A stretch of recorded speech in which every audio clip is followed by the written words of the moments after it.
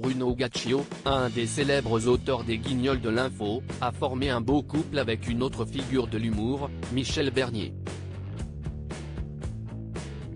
Mais le duo a traversé une épreuve qui n'avait rien de drôle, une rupture en 1997 qui s'est déroulée pendant la deuxième grossesse de la comédienne. Dans l'émission Une ambition intime, la fille de l'héroïne de la série La Stagiaire sur France 3, Charlotte, avait abordé cette douloureuse situation.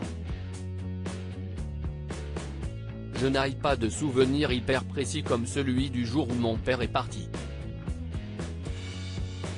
Cette période est assez floue.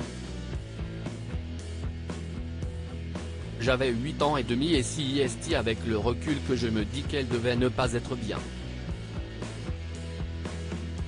Mais je ne me rendais pas compte à quel point cela devait être difficile de se faire larguer enceinte.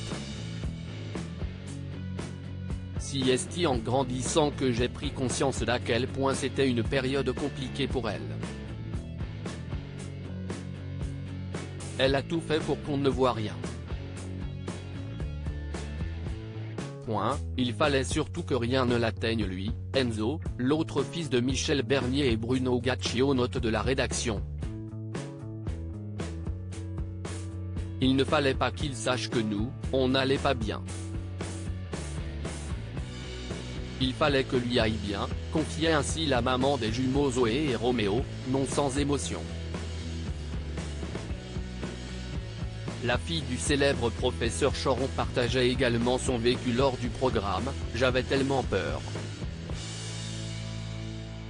Je me suis dit que cet enfant devait être protégé. Peut-être que je l'aille trop couvé mais je ne pouvais pas m'en empêcher. » Sa vision de son histoire sentimentale avec Bruno Gaccio était manifestement différente de ce que lui vivait, peut-être qu'il y avait des warnings que je n'avais pas vus.